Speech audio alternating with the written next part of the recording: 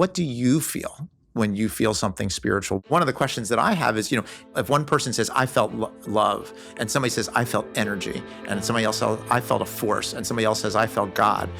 Well, are they fundamentally the same experiences that then people just interpret differently because of our backgrounds and the way we think about things?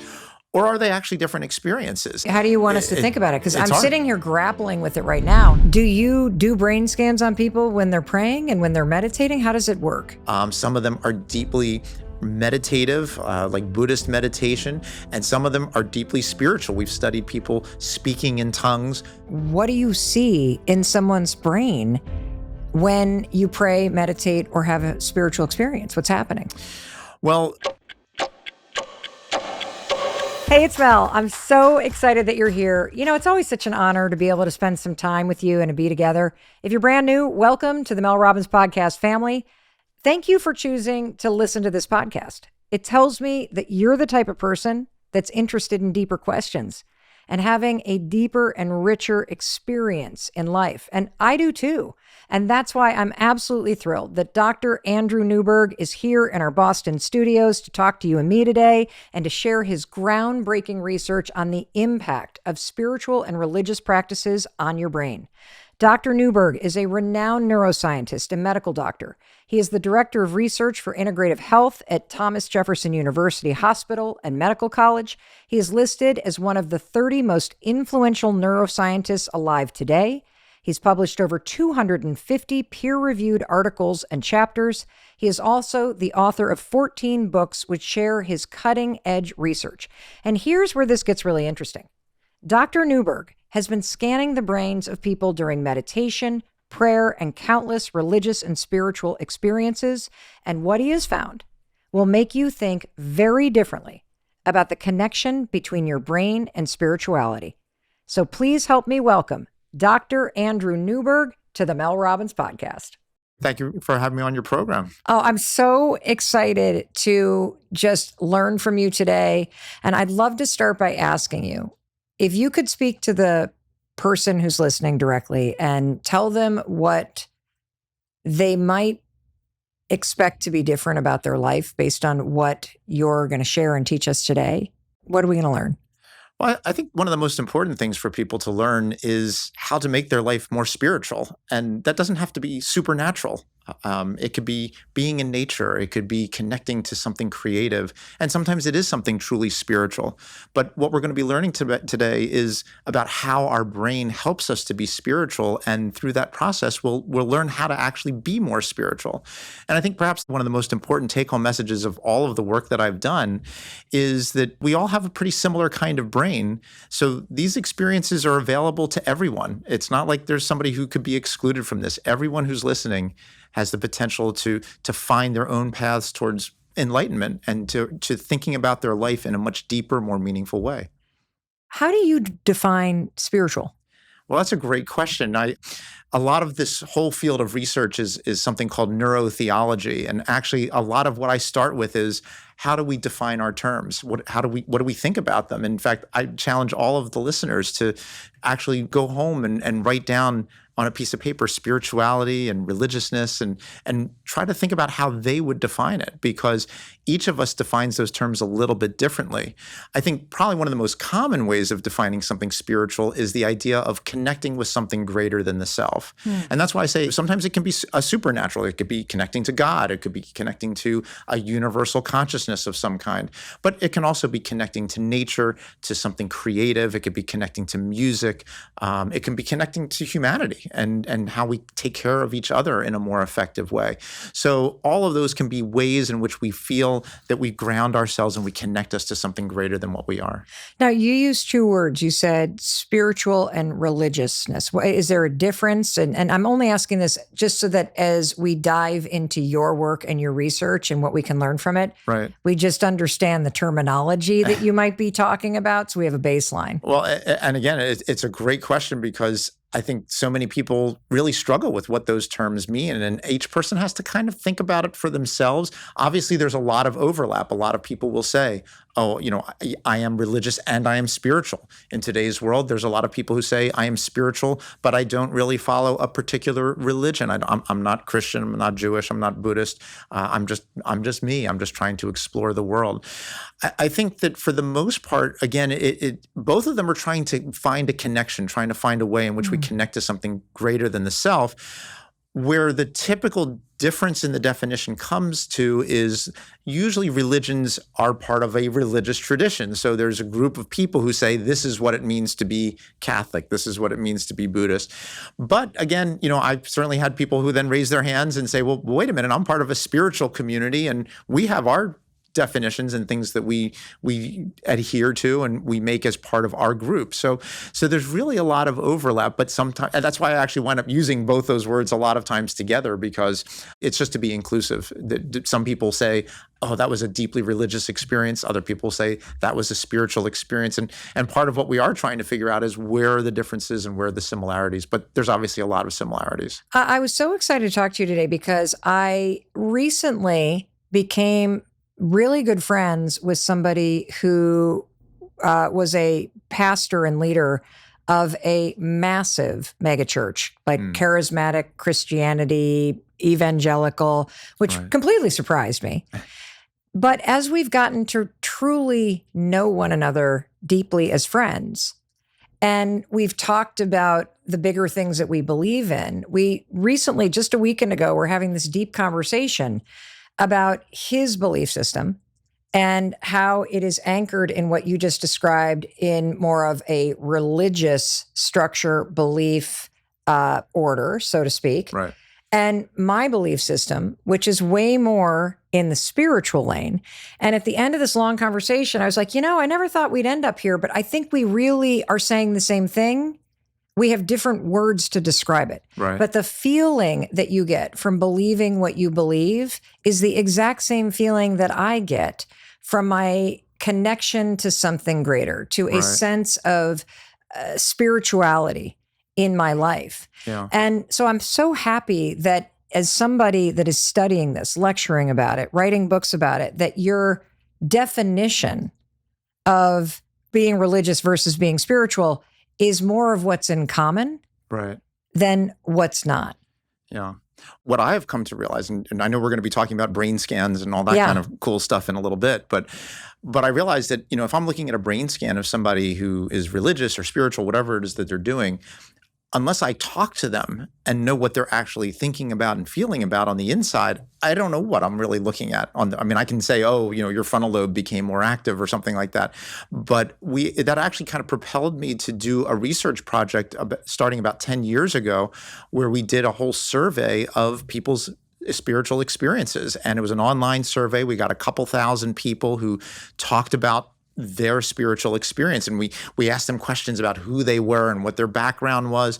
But then ultimately we said, here's a box, tell us what you felt and what you experienced. And it was an incredible treasure trove of information and data because, on one hand, if we want to know about the definitions or what spirituality is, or what, we can go to the heads of the mega churches. We can read what Buddha had to say on it. Go to synagogues, you can go to mosques, you can go to lots of it, pueblos, you can go all over the world. But to me, as much as that's important, and it is an important part of it, asking the everyday person, what do you feel when you feel something spiritual? You had this spiritual experience. Tell me about what you felt. What emotions did you have? Did you see a light? Did you hear something? Did you see God? Did you see an ancestor? What happened with you? And so this treasure trove of data has been actually a very fundamental part of a lot of the work that we do, because it helps us to figure out where the commonalities are and where the differences are. On one hand, everybody's experience is unique, but there also are a lot of commonalities. And I think that becomes important ground for us, both in terms of neuroscience, but also just in terms of helping us to understand each other and to understand, as you were just talking about with your friend, that you have differences, but ultimately there's a common element to that you're both trying to strive for the same kind of thing. Well, what was fascinating to me is we were using different words, but it was very clear that we had the exact same physiological, emotional experience in our bodies Right. when we were feeling the things that we were describing that we believed. Right. And that to me was this unbelievable epiphany. And, just to give us a little bit of background before we dig Sure. into the neuroscience and the connection between spirituality and how it impacts the brain. And can you tell me a little bit about what made you want to study the brain and religious and spiritual experiences?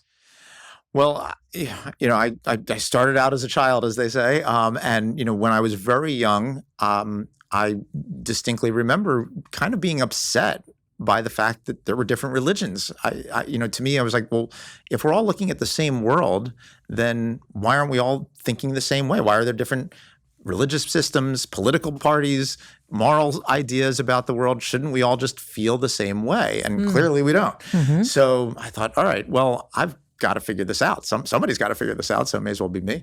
And so I started asking a lot of questions, and I've always loved science. So that to me was kind of a natural thing to do. But as I got kind of towards my college years, I began to feel like, as wonderful as science is, and I still love science, that there are certain limitations that science has, especially when it comes to things like our subjective experiences, our consciousness, something spiritual. What exactly does all that mean? How is our mind and our brain connected to each other? So I started to look into philosophy and theology and religious studies and all these other ways of kind of looking at the world. And then finally, a lot of this really came together for me when I was in medical school. I did what I guess in today's lingo would be to take a gap year. I took an extra year, and I connected with two wonderful mentors. One of them was in the field of brain imaging. And so I started to research brain imaging, and we studied Parkinson's and Alzheimer's and depression and all these different kinds of things using amazing brain imaging techniques. But the other person who I met was actually interested in this discussion about religion and the brain. In fact, he had actually been thinking about this since the 1970s, and he was an anthropologist as well as a psychiatrist by training. We used to have these amazing dinner parties. I would be sitting around the table with literally people who were Nobel Prize winners, people who had basically revolutionized, fields of psychiatry and psychology and so forth. And we're doing drinking songs, and we're, and one of the things that he loved more than anything were rituals. That, how these sort of pattern behaviors. And he ultimately kept thinking about how rituals that are so fundamental to our religious and spiritual selves, and I don't know what conversations you had with your friend, but the things that you do, the things that you repeat, the meditations, the prayers, whatever practices that you do, these are so fundamental to us as human beings. And in fact, there's rituals not just in religion and spirituality, but politics, education, sports, everything. But he was an anthropologist. So where do these rituals come from? Well, theoretically, if they evolve, they must have come from animal rituals. But one of the interesting things about animal rituals is that they're all mating rituals. So there was this whole connection between sort of the physiology of our body and our brain, and even maybe our sexuality, but how that kind of correlated with the rituals that lead to these incredible experiences, these enlightenment kinds of experiences that change the way we think about everything. So there was this whole sort of path, and then ultimately the proverbial light bulb in my brain went off, and I said, well, wait a minute, if I'm doing brain scans of Parkinson's and Alzheimer's, why can't I do brain scans of meditation and prayer? And that's really what kind of set off the more formal approach that I began to take. But for me, so much of what I was doing, not only became scientific, but was very contemplative. And I really spent a lot of time, and still do, in a kind of meditation, thinking about these questions. What is the nature of reality? How do we get to that reality? What am I thinking about? Why am I thinking about it? And within those practices, the ways in which I was trying to approach those questions, I had experiences that sounded like some of these other experiences, mystical experiences and things like that. And I thought, well, where are the similarities and differences between what other people talk about? And again, all of that kind of came together to propel me into exploring these topics. And I've been doing it ever since. So just to give the person listening kind of a sense of how all this research works, because I love this visual of you combining all the brain scans that you've been doing with this real interest in spiritual and religious and mystical experiences. Do you do brain scans on people when they're praying and when they're meditating? How does it work? Yeah, so about 30 years ago, we did our very first brain scans of people in meditation. And since then, we've scanned hundreds of people doing all different kinds of practices. And some of them are secularized practices like mindfulness or yoga. Some of them are deeply meditative, like Buddhist meditation, and some of them are deeply spiritual. We've studied people speaking in tongues. One of my other mentors always said, if you're a good carpenter, you have a lot of tools in your bucket. So we have a lot of ways of getting brain scans of people. And for some types of practices, if you can just lie there very quietly and be in a scanner, like an MRI scanner, we can do that. We can just sort of shove somebody into a scanner and we can put them in there and say, we want you to go ahead and do your prayer practice. And of course, as I always like to joke, for the listeners who have had an MRI scan, they know that sometimes being in an MRI scanner is the perfect place to start praying because it's a pretty challenging place to be. For a lot of people, they're able to do that. The other area that I developed a lot of my expertise in is a field of medicine called nuclear medicine. And what's interesting about that as a field is that we administer, usually we inject, some kind of radioactive tracer that follows some part of the body or the brain's function. And a lot of times we'll inject a tracer that looks at blood flow, which is a really good way of looking at an activity in the brain, or sometimes we'll inject a tracer that has to do with a neurotransmitter like serotonin or dopamine that I know a lot of people have heard of. And what we can do is we can have somebody, they don't even have to be in the scanner. They can be outside of the scanner. They can, when we were doing our study of speaking in tongues, they're moving around and they're doing all different kinds of motions and singing and things like that. And while they're in the midst of the practice, I go in and I inject them through an intravenous catheter that I put in long before they started. So they don't even know I'm there. And then they finish their practice. And then I put them into the scanner about 15 or 20 minutes after they're done, but it shows me what their brain was doing at the moment of the practice itself. And so it's really capturing a snapshot of, if you will, of a person's brain state. And we can do that for other things too. We can do it for reading and doing math or whatever other things that you want to do. But we use it to study spiritual experiences and practices. And it's been great at giving us as good a picture as possible of what's going on in the brain. So Dr. Newberg, what do you see in someone's brain when you pray, meditate, or have a spiritual experience? What's happening? Well, the first answer is there's a lot of things that happen. And in fact, for any of the people listening who have had spiritual experiences, they probably know that it's not just one kind of thing that's happening to them. It could be emotions, it could be thoughts, it could be feelings, it could be things that you sense. And so if you actually think about spiritual and religious experiences, there are so many different aspects of our brain's function that really can potentially get involved. There's this whole network of structures in the brain that there's a pattern of activity within that helps us to have these kinds of experiences. Now, there are some areas that I think are particularly relevant. So, for example, to just name a couple, there's an area in the back of our brain called the parietal lobe. And this is an area of our brain that takes a lot of our sensory information and helps us to kind of create a spatial representation of ourself. So if somebody listening to the podcast is walking down the street, their parietal lobe is keeping them on the sidewalk, making sure they don't run into a tree, because it knows where you are. And so that's a very important process that it does.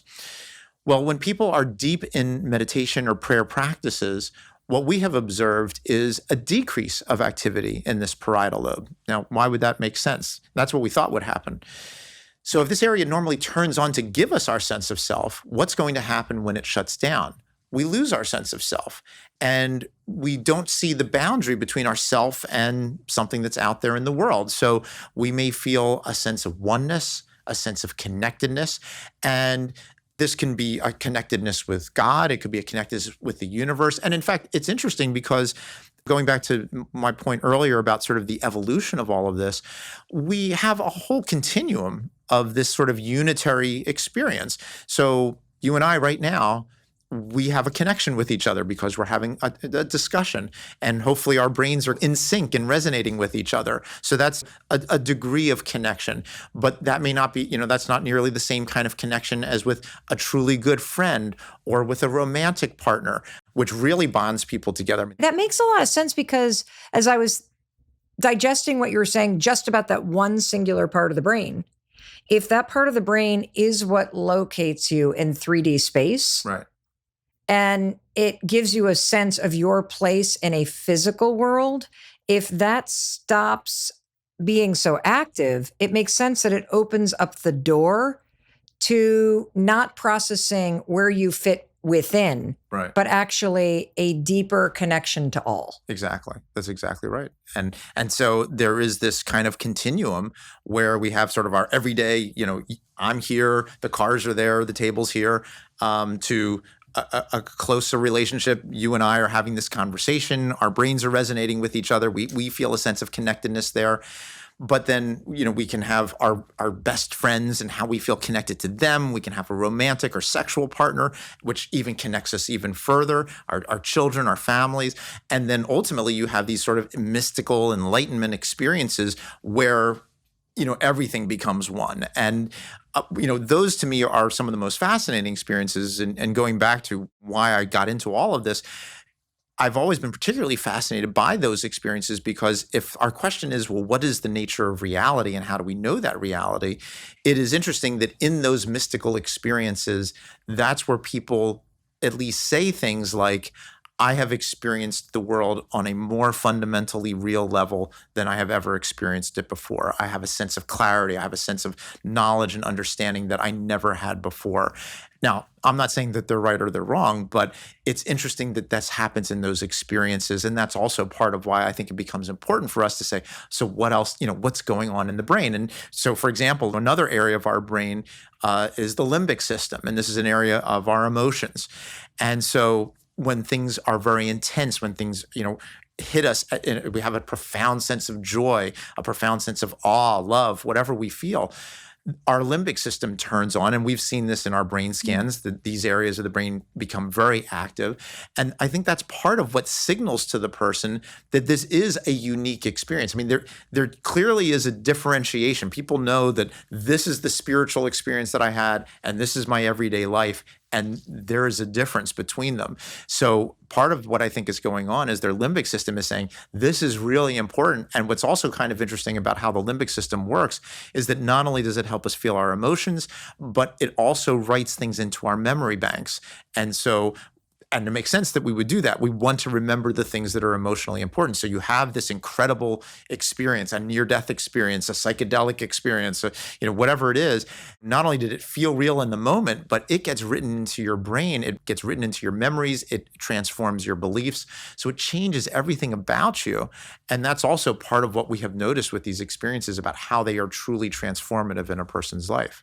So do you notice in these scans that there's the same types of outcomes in terms of what happens in your brain, regardless of the spiritual or religious experience and the type of it?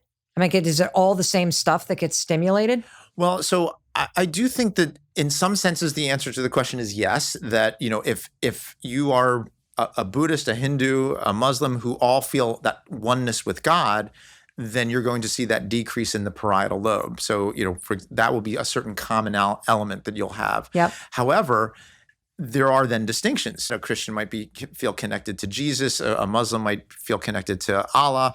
A Buddhist might feel connected to universal consciousness.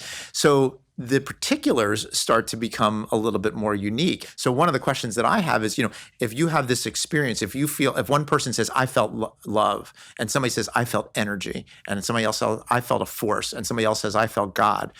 Well, are they fundamentally the same experiences that then people just interpret differently because of our backgrounds and the way we think about things?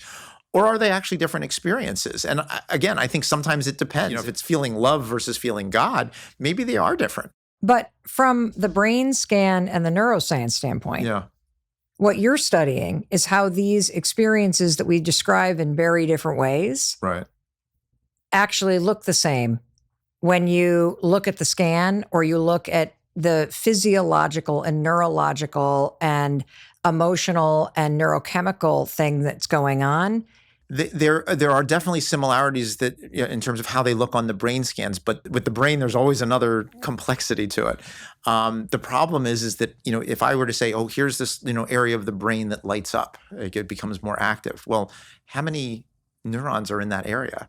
and if there's 10 million neurons in that area, are they all becoming more active? Is it just 20 of them? I think what's very exciting about this research, because while I can try to find the common elements, there is also sort of an embracing of the uniqueness that we each have. All of us have a different kind of expression of our religious, spiritual, self. And so each person we have to kind of look at each person as an individual, but also appreciate how it's kind of connected to everybody else as well. Earlier when we were talking, you mentioned this study that you did and how it was a treasure trove of spiritual experiences for people. Right.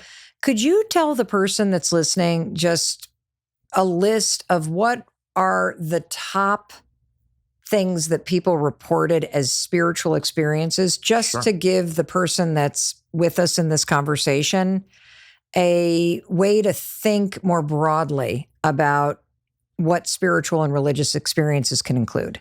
Yeah, absolutely. Well, so what we did is that we took all of the narratives that people provided and all the answers that people provided, and we basically ran them through some very complex, computer analyses to try to figure out what was going on. And it is interesting because you can start to group certain things. You can group, if somebody says, I felt connected, I felt at one, I felt unified, we can start to put those together. And as you mentioned, we were able to come up with 5 core elements that virtually every person talks about in these experiences. So I hope this does resonate with everyone out there who's listening, who has had this kind of an experience. So one of them is, we've already talked about a little bit, the feeling of unity or oneness. So the person feels connected to God, connected to the universe, connected to humanity. And we think that this has something to do with the parietal lobe, as we mentioned. So this is the kind of thing almost everyone talks about, that element of the experience. And again, it could be a supernatural connection. It could be just connecting to nature. So the sense of unity is a very, very important part of these experiences. The next core element, and these are not in any rank order, but a next element of these experiences is a feeling of intensity. And so there is something about these experiences that it's whatever they're describing, it's the most. It's the greatest feeling of love they've ever had. It was the most beautiful light that they've ever seen. It was an infinitely powerful, all these kinds of, words that are just superlatives that tell you that for this person, it was more than anything else that they have ever experienced before. So intensity is a second element. The third element is a sense of clarity. And what that means is that people, when they have these experiences, they're like, I've got it. I now understand the world in a way that I never had before. It's, the proverbial veil being thrown off and being able to see the world in a way that they never had before. Sometimes it can be a profound religious revelation. Okay, now I know what religion I need to pursue. Sometimes it's scientific. Okay, I get it. The world is this incredible physical place and I'm connected to the stuff of the stars, whatever it is, but is this sense of clarity.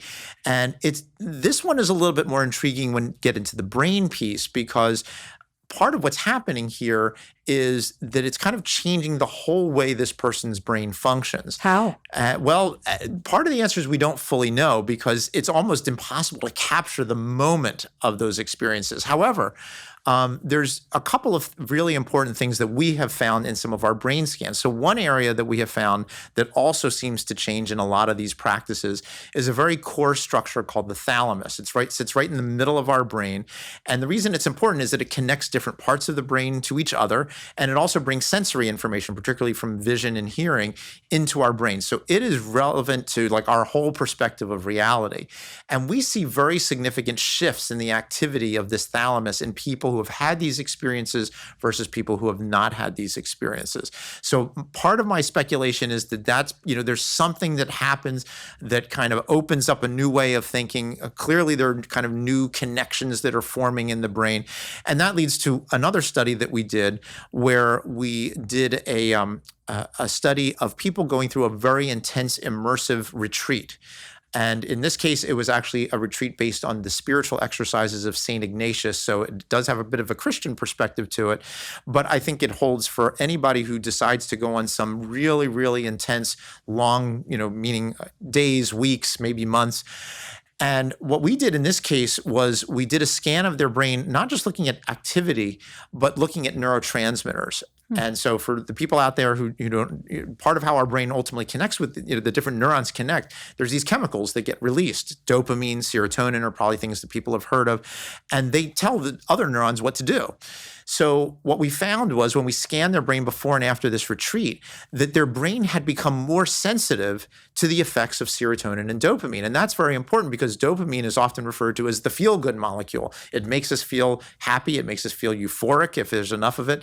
So it sort of changes our attitude about the world, that we now look at the world in a very positive way as opposed to maybe kind of a down way. Well, if you really think about it, if you've ever had a spiritual experience, which everybody has at some level, if you've ever been on a retreat, if you've ever had some sort of mystical thing happen, or even gone to a religious service that was just deeply moving, right? Or a musical concert where you just were at one and it was unbelievable, there is an afterglow effect. Right. Which probably, based on the science, comes from the fact that you're more sensitive to the dopamine. Exactly. That's so cool. It is cool. And serotonin as well. And serotonin is very important because, first of all, drugs that help us with depression go to the serotonin system and help to sort of augment it. So these practices are making us more sensitive to serotonin.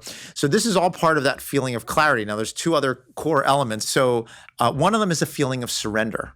What seems to happen, whether a person is trying to get to this experience through, years of meditation or prayer or going to church or something like that, whether it happens to them spontaneously, whatever is going on, at some point, our purposefulness kind of gets taken over.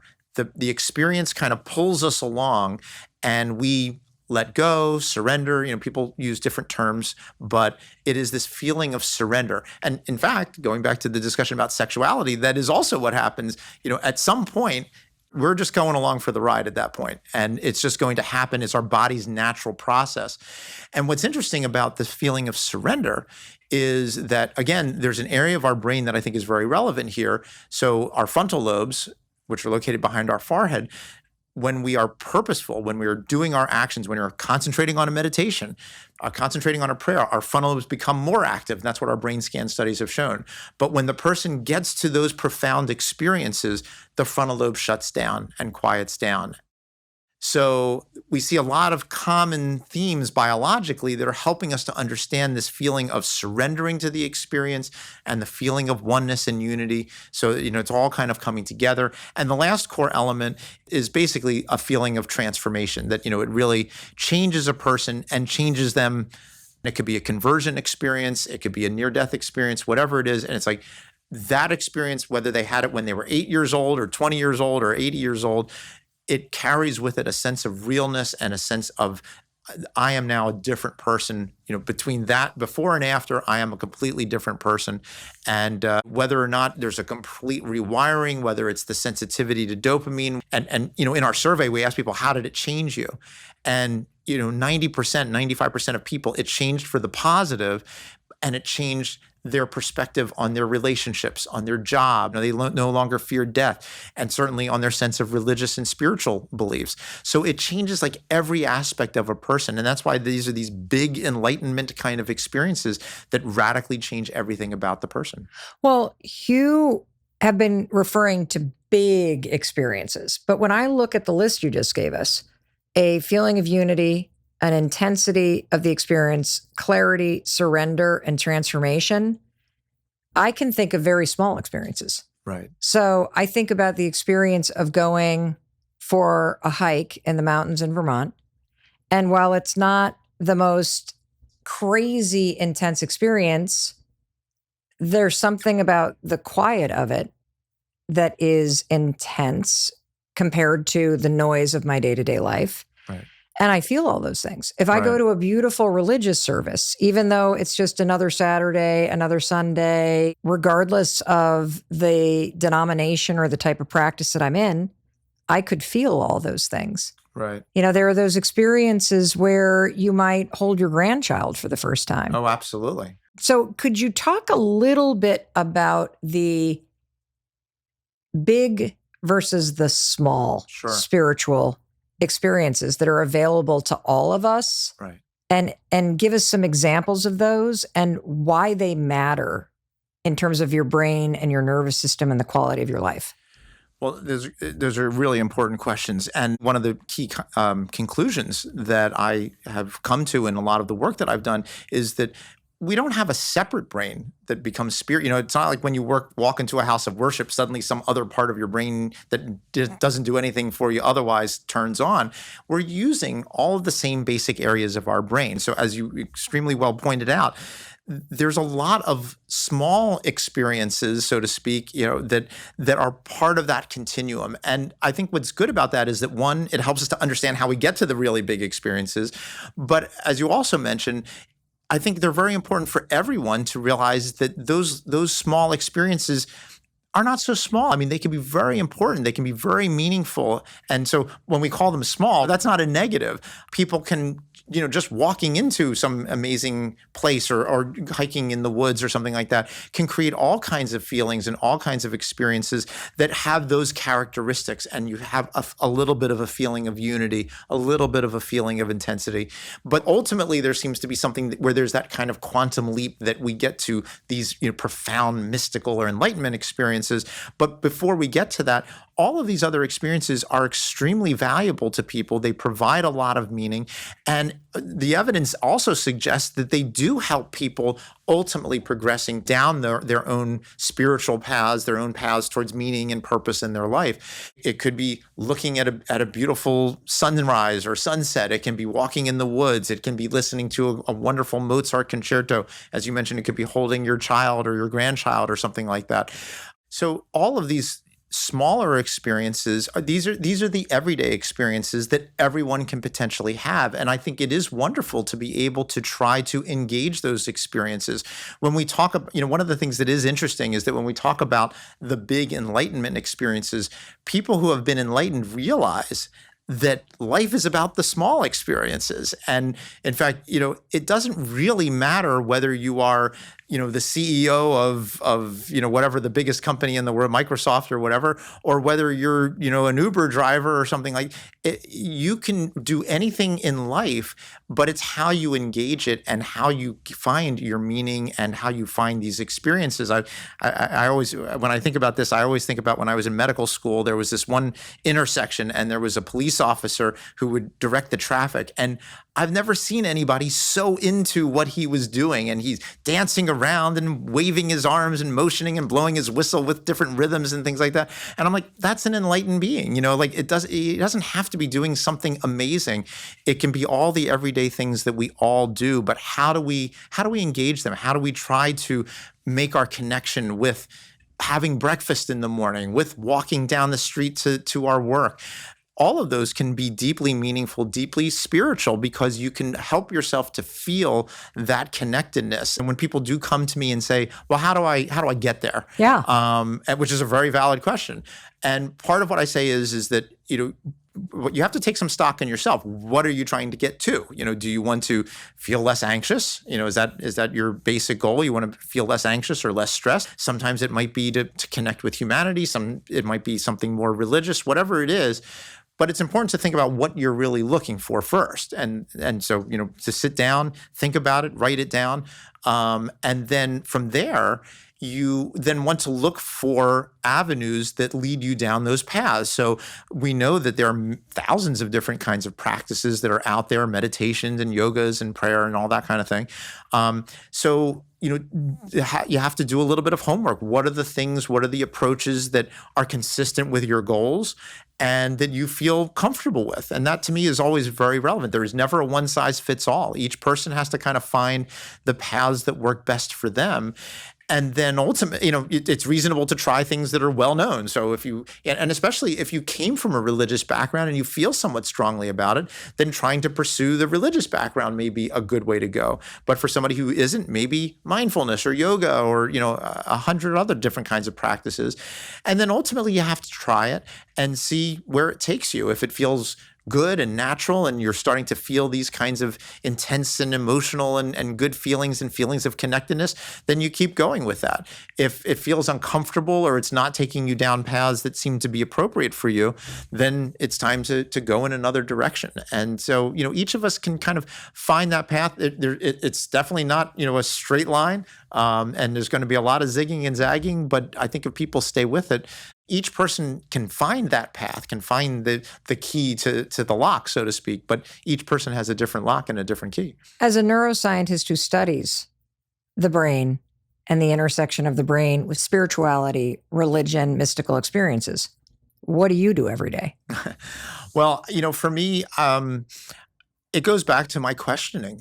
For me, everything that I do has really been part of my life's path. And to me, I think it is a combination of a kind of scientific and spiritual pursuit. I love to look for data. I like to look for knowledge and information. I like to use systematic ways of exploring information, like getting narratives from people who've had these experiences. But it also is very contemplative for me. And so while I don't do a formal kind of meditation, this has really arisen out of a whole contemplative process that I continue to do to this day. I'm trying to figure out the answers to the questions, and some of that. But are there things that you do, Dr. Newberg, like when you wake up? Are there practices that you have in your own life that help you bring this science into your life and make your own experience of your day-to-day life on the smaller level more spiritual or mystical or enlightened? It really comes down to the joy of asking questions. And to me, it's always like, well, how do we think about this? And how do we try to explore this? And what should I think about next? And asking people around me, what do you think? I think one of the real problems in our world today is that we've all, with the whole social media, we all get into our own echo chambers, as everybody says, and we just get fed information that is relevant to us. And to me, it's like, I want to break out of that. I'm always trying to, what is your path? What are you doing? How are you thinking about things? What practices have you tried? I love meeting people who are from different, cultural backgrounds, religious backgrounds, ages. They all have a story. They all have something that they want to share. And I think that the answers are within all of us, and in a way that the more we kind of bring all of us together and try to help us to answer those big questions, I think that's the best way to do it. So for me, it is just, every day I wake up and think about what's the next question that I have to ask, and how am I going to try to answer it? And then once I get to some answer, I realize that's only 10 more questions that I now have to work on. So it's always, to me, it's about exploring the world, really. You were describing this police officer that was directing traffic in a way that made you say, that's an enlightened human being. Yeah. What does that mean, that an enlightened human being? For me, it's about feeling that connection. It's about truly understanding and having a sense of meaning and purpose in your life, and how you want to live that life, and how to fully engage it. That means I'm thinking about things, I'm feeling about things, and even if I'm suffering from something, I mean, that's a it's sort of how you decide to look at each of these things that to me is how we try to think about defining someone as being enlightened or not. And I don't know if anyone can ever say you are enlightened or you're not enlightened. I don't know. There is no magic. I can't do a brain scan and say, oh, okay, well, there's the enlightened pattern. This person is enlightened. For each person, it's kind of their own way of looking at the world. But I think for me, at least, it does have to do with sort of how we embrace ourselves and how we embrace the world as best as possible. And there are these different practices, and whether it's meditation, prayer, something more spiritual, something with nature, something with humanity. It's you mentioned hiking in Vermont. I go hiking in Colorado, and to me, the analogy is we're all sort of trying to get to the top. But there's lots of paths, so. And there's also a beautiful view. And there's beautiful views all along the way. And a lot to hear and see every step of the way. You take in every part of it. Yeah. I think, and that's it. You take in every part of it. The person that listens to this is somebody who is really interested in seeing a bigger possibility for their life and knowing what I can do. And as I've been listening to you, I can't help but reflect on the fact that probably, I'd say, top three issue that people write in about from around the world is this feeling of being stuck. Yeah. This feeling of not knowing what my purpose is. And I have a hunch that based on your field of research, you have a point of view about what feeling stuck actually is in the context of your body, your brain, spirituality, enlightenment. So what would you say to somebody who's listening that's like, I just feel stuck. I just feel like I don't have a sense of purpose, and how they can use this research to re-engage in their life? I think, it's a very important thing for everyone who's listening that, when you feel stuck, and I doubt that there's been a specific research study to try to identify that, but, in terms of how we think about the brain, the brain has billions and billions of neurons that are all interconnected with each other. And I think when people are stuck, what's happened is that the connections that we have going on in our brain are the only ones we're using. And so, there's a cute phrase that neurons that fire together wire together. And that's a great thing. I mean, that can be good. So, I mean, that's how we learn how to play the piano. It's how we learn how to play a sport. It's how we learn how to think about something spiritual or religious. The more we do it, that's why meditation practices work so well. The more you do it, the more those neural connections form in your brain. And that can be good. But the problem is that because those are the neural connections that form, it can sometimes also close you off to other things and other options and other ideas. And so if it's working for somebody, that can be great. But if it's not working, then, part of the stuck feeling, now this gets into the emotional responses that we have, that a person is not feeling happy. And as I mentioned, we talked about the autonomic nervous system. So not only are they thinking it, but they're feeling it. They feel it in their body itself. Their body becomes less motivated. They're not able to sort of engage the world, as we were talking about a moment ago, as fully as possible. So the problem is, which is not an insurmountable one, but the problem is that to break those neural connections requires energy. And that's not always, it's not always easy to find that energy, especially when you feel stuck. So part of what we've talked about in some of our work has been that you actually have to make some kind of conscious, purposeful effort to at least just break out of where you are, and then hope from there that, you can start to find these other pathways. And that's just not like kind of casting your, lot to the wind here. If you have some ideas about where you would like to go, you would like to find meaning, you would like to, engage the world in certain ways, then you can look for those other avenues, because they are out there, and people have talked about lots of different avenues, and some of them are well known, going down a religious path. Others are less, more esoteric or more subtle, but people can find those ways. But you have to purposely want to change, and to think that you need to try to get out of that stuckness. And then I think, and this goes back to our discussion about rituals, is that rituals are also a way of, one, entraining the brain, but also helping to get the brain out and shifting the brain's focus. So the goal is then to find a new ritual, to find a new practice, a new way of doing things, and then begin to do that. And then hopefully that will carry the rest of the brain and the rest of the person's life along. But that makes so much sense, especially the visual of, if you feel stuck, you are likely stuck in patterns of thinking, your commute, the same people, the same habit, the same way you move through your day. And that's part of what keeps you trapped. And you gave us these 5 points that are very common in terms of uniting these spiritual or religious experiences: unity, a sense of intensity in the experience, clarity, surrender, transformation. Right. Even if you're stuck, I would imagine if you look backwards, you can locate a moment in your life where you had a feeling of those things. Right. And that provides the clue to you in terms of what you can just insert now. I am thinking about my sister-in-law, who's also our chief operating officer. And like a year ago, she was just talking about how, I think I'm going to go back to church.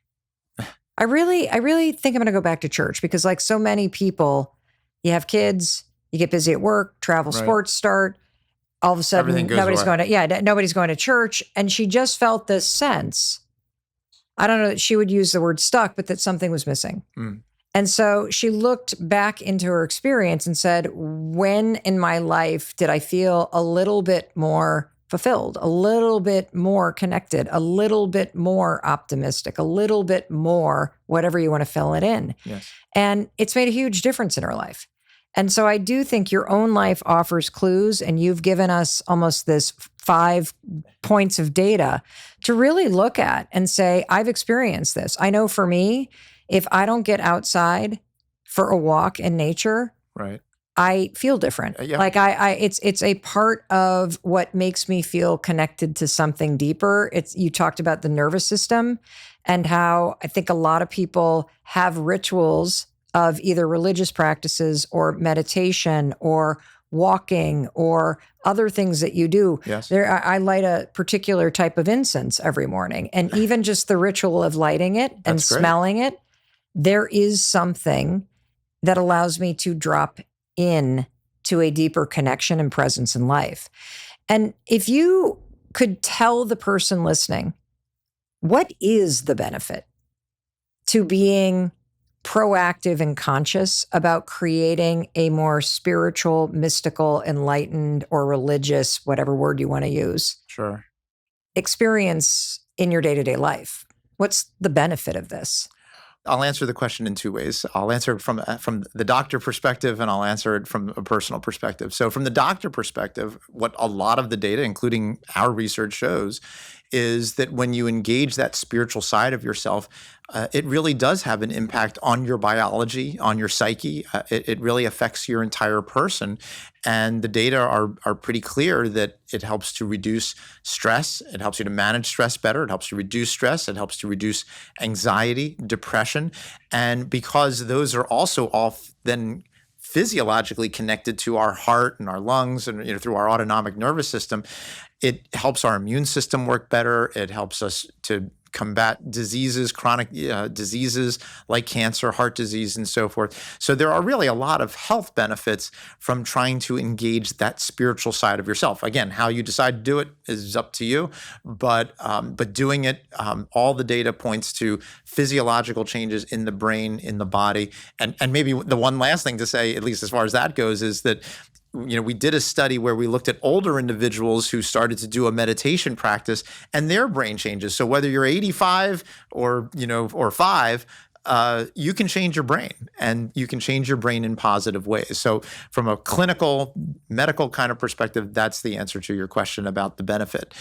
But to me personally, and what I hope is also something that everyone wants to find, is that kind of that way to embrace the world, that way to embrace ourselves, that way to find a kind of enlightenment that makes us feel better about ourselves, feel better about the world, have a feeling of meaning and purpose, have a feeling of optimism, and a feeling of compassion, not just for everyone, but for ourselves as well. And that's what often these kinds of experiences lead to. Again, in our survey, 95% of people talk about these experiences as leading to positive feelings about their relationships and their jobs and all the different ways in which they think about their lives. So to me, trying to find that path is very important. And people, and maybe the last thing to say is that people need to be patient with themselves, because it's not like you just say, oh, okay, I just gotta find that feeling of unity. I just gotta take that walk in the woods and boom, I'm going to be enlightened. It doesn't work that way. There is no guarantee. But as we were also saying in our analogy, as you're trying to walk up that mountain, take a look around, because there's a lot of things that you can learn. There's a lot of things that you can sense, and there's a lot of ways that you can appreciate life. And, for me, in this world of neurotheology and doing all these brain scans, it's great. We found all these wonderful findings that we've talked about and all that, but the questions are more than the answers. And I have learned so much more just from doing this whole process, because I've learned from all the people who have come in about their beliefs and how genuine they feel and how important they feel. And it's given me a great sense of appreciation and compassion for all the beliefs that people have, even for people who believe things that aren't the way I believe things, that's okay. And in our divisive world, I hope that this kind of new way of thinking about things and a new enlightenment for the individual as well as for the society is something that can be useful both, here and around the world. And I hope that's where we get. I'm an idealistic person, and I hope that's what this all leads to. Do you think your work could prove or disprove the existence of religious experiences? Well, I don't know if it will ever do that. I'm a never say never person, so anything is possible. But I think it's far more likely that it's going to enrich our perspectives of what it means to be spiritual. I come from this world of integrative medicine, and we talk about how we understand the person. We have 4 dimensions. We have our biological, which is what the medical world normally tries to take care of and gives us an antibiotic or fixes a leg or whatever. But there's a psychological, a social, and a spiritual part of who we are. And the way we are best healed and the way we are best healthy and have our greatest sense of well-being is when all those 4 dimensions are working together. And so, for me, I think that, is it possible that we might find some paradigm shifting results someday? Yeah, we might. I have a colleague who's studying near-death experiences because there's a really unique opportunity there. If we can document and prove that somehow our mind or our consciousness or our soul, whatever that is, gets outside of ourselves, that changes a lot in terms of how we think about who we are as human beings. Now, whether we will do that, I don't know. But that's why, to me, the whole field of neurotheology is so valuable, because it gives us an opportunity to look at all of these big questions, theological questions, philosophical questions, questions about the nature of reality and so forth. I hope we will find some answers, but I hope that they will be answers that will be useful for everyone. You just said something that I wanted to have you unpack further, which was there are 4, from a medical perspective, there are 4 aspects to a human being. Yeah. The medical world has really focused and appropriately so on the biological part of who we are.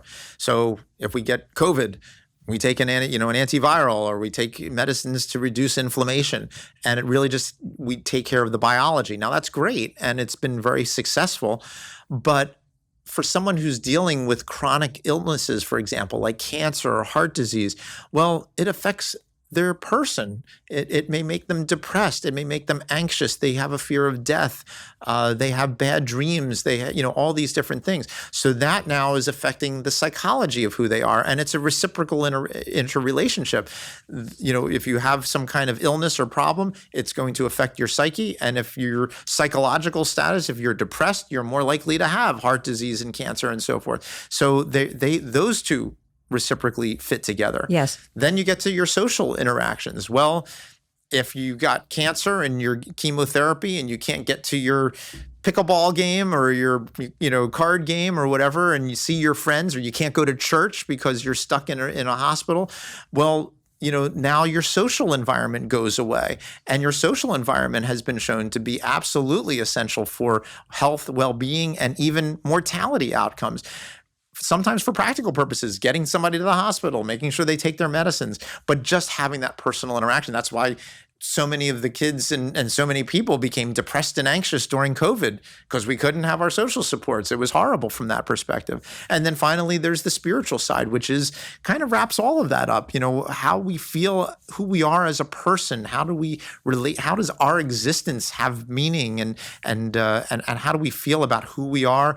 That then spills back over to, are we optimistic about dealing with our health problems? Are we optimistic about our social interactions, about how we feel psychologically? And there was a big study that showed that optimism is fun, really correlated with a longer life and less disease. So all of these things are very interconnected, and they all can be affected by each other. So as an integrative medicine doctor, our goal is always to try to find ways of helping people with each of those dimensions, and to really ask the questions about them, because sometimes people are reluctant to talk about the spiritual side of things or the social side of things. And we know so many people who come into our offices and they have headaches and they're chronic fatigue, and then finally they get divorced from their spouse or whatever, and they feel a lot better, because that was giving them so much psychological stress, or they get out of a job or something like that. What's the difference from a medical perspective between the psychological aspect of your life and the spiritual aspect of your life? There's a lot of overlap. We have trouble distinguishing them. If you have a spiritual experience, I say, well, what did you feel? Well, you might say, I felt joy, I felt love, I felt, calm. Well, those are psychological terms as well as potentially spiritual terms. So what was it that made you say it was a spiritual experience and that it just wasn't something that, psychologically you felt better?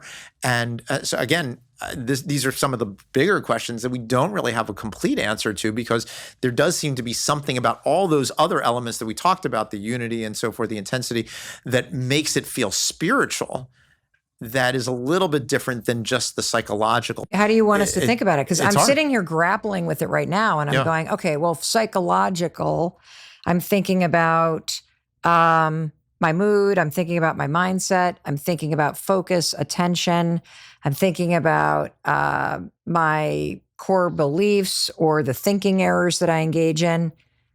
Spirituality feels like a deeper issue, right? An anchor that impacts psychology to me, almost almost like the relationship between where your social connections are and your actual biological health. Right. Well, I think there's definitely there's definitely an interconnectedness between them, and I think, again, for each person, they have to kind of figure out and tease that out to a certain extent. But there's going to be a lot of overlap, and so many times we know that people hit that spiritual perspective because they have psychological issues. They've hit that proverbial rock bottom, whether it's depression, anxiety, substance abuse, or whatever, and they feel like, I've got to turn this around. And many times the turnaround is something spiritual. So there's definitely an interrelationship, and that is part of what we're trying to understand. Again, part of the problem has to do with the language that we use. I mean, ultimately, it's always a little amusing to me because mystical experiences are, by definition, undefinable, or they're ineffable, as they would say. They can't be described. But I've had so many people said, I had this indescribable experience, but let me describe it to you. And so but we wind up being stuck with some of the words, and that's why it's funny to me sometimes when I look at the narratives, because they'll make certain words in capitals because it's infinitely more real or something like that, because they don't know how to describe it, and that is part of it too, I think, which is the sort of the inability to describe. But it makes sense because these areas of the brain, when they're shutting down, that kind of takes them away from our ability to then interpret them from a language perspective. So that's another little piece, there's all these pieces of how we start to think about it. Fascinating. Yeah. Dr. Newberg, what are your parting words? Well, I think, first of all, I hope people have learned a lot about the brain and spirituality and sexuality as well. I hope that everybody has realizes some important things. I think people need to realize that within all of us, we have a brain that is capable of finding these paths. It doesn't mean it's going to be an easy pursuit, but it can happen to everyone and it can happen to anyone. And I think as long as people are pushing themselves, are asking questions, or striving for something a little bit greater than who they are, trying to make that connection to something greater than who they are. I certainly hope that people will use this information to realize that, to strive for that kind of a goal, and hopefully they will find the right pathway for them, maybe some of the pathways that we've talked about. Well, Dr. Newberg, I am blown away by our conversation. I absolutely loved every minute of it. It's almost like a lot of what you talked about based on personal experience, I just know is true. But it's so cool that you've been scanning people's brains and can explain the science behind what we're experiencing, regardless of the words that we use to explain it, and just validating from a medical standpoint and a neuroscience standpoint why this is so important to be deliberate about bringing into your life. Right. Absolutely. Well, and I agree. I mean, I think having the science does give that added perspective. It doesn't eliminate, as we said, it doesn't eliminate the spiritual, it doesn't eliminate the religious, but it gives us this new perspective to look at things and to think about things in ways that we haven't done before. And hopefully it gives us some practical information. People love to have that that piece of data that they can say, oh, okay, well, that makes sense. It's my frontal lobe, or it's this, or it's that. But again, ultimately, it's all, it's our whole being, and that to me is what's the most exciting. But it's great to be able to study it, and it's been wonderful to do this work, but we've just scratched the surface, and there's so much more left for us to explore, and hopefully we'll all do it together. Well, Dr. Newberg, I am blown away by our conversation, and I am so excited that you have shared all of your amazing research and insights with me and the person that's listening today. Thank you, thank you, thank you. And I also want to thank you. I want to thank you for listening all the way to this moment, for really taking in what Dr. Newberg shared with you today. And in case no one else tells you, I want to be sure to tell you that I love you and I believe in you and I believe in your ability to create a better life. And based on these brain scans and everything that Dr. Newberg just explained about the research, there's no doubt in my mind that one aspect of living a better life is having spiritual experiences be a part of your day-to-day life. So I hope you feel inspired to try out some of the things that you heard about today, because I know it's going to make a huge difference in your life, and I really want that for you. Alrighty, I'll be waiting for you in the very next episode. And for you on YouTube, thank you for being here, for watching all the way to the end. I just love spending this time with you here on YouTube. And before I tell you what the next video is that you should watch, will you do me a favor and just hit the subscribe button? It's the way that you can tell us that you really love the kind of content that we're putting out, and it means a lot to us. So thank you for taking a moment to just hit subscribe. And for that next video, I'd go right here. It's going to be extraordinary. You're going to love it, and I'll be waiting for you in it.